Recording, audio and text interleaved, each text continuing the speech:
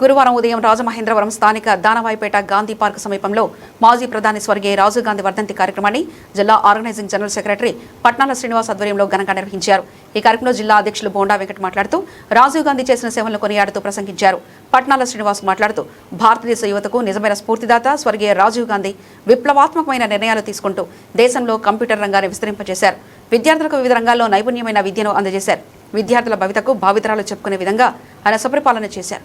ఈ కార్యక్రమంలో సీనియర్ జిల్లా కాంగ్రెస్ నాయకులు మోర్తా అబ్బులు, ఇజ్జరూతు సత్యనారాయణ, చింతాడ వెంకటేశ్వరరావు, పల్లా వెంకన్న, రాజా పండు, ఎన్ఎస్యుఐ నవత రాకేష్, నందు, కాంగ్రెస్ కార్యకర్తలు, మహిళా నాయకులు చామర్తి లీలావతి, శకుంతలాదేవి, నళిని, మేరీ పాల్గొని ఘనంగా నివాళులర్పించారు. మాజీ ప్రధాని రాజీవ్ గాంధీ గారి వర్ధంతిని పురస్కరించుకుని తూర్పుగోదావరి జిల్లా కాంగ్రెస్ పార్టీ శ్రేణులు నివాళులర్పించడం జరిగింది.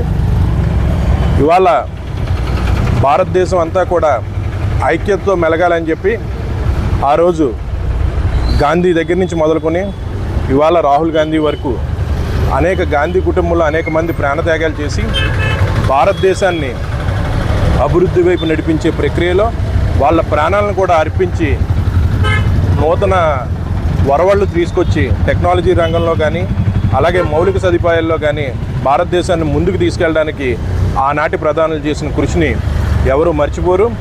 ఇవాళ చూస్తున్నాం, ఆ రోజు ఇందిరాగాంధీ పక్క దేశానికి వెళ్ళి మేము ఎవరి మాటలు విని మా దేశంలో పరిపాలన జరగదు అని చెప్పి గర్వంగా చెప్పొస్తే నిన్న కాక మొన్న మన ప్రధాని నరేంద్ర మోడీ గారు వేరే దేశంలో ఒక జర్నలిస్ట్ అడిగే ప్రశ్నకు సమాధానం చెప్పలేక పక్కకు వచ్చేసిన సందర్భాన్ని చూసాం.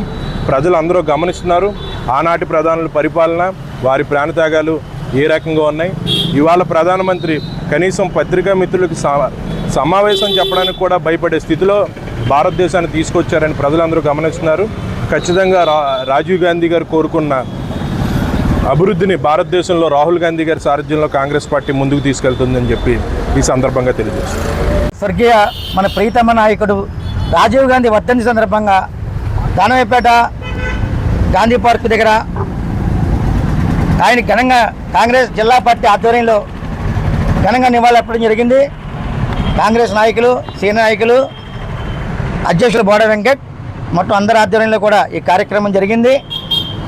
రాజీవ్ గాంధీ గారు దేశ సేవలో ఎంతో ఉన్నతంగా ముందుకు వెళ్ళి యువకులందరినీ కూడా ఉత్తేజపరిచి కంప్యూటర్ రంగంలో విప్లవం తీసుకొచ్చారు. అంతటి గొప్ప నాయకుడు.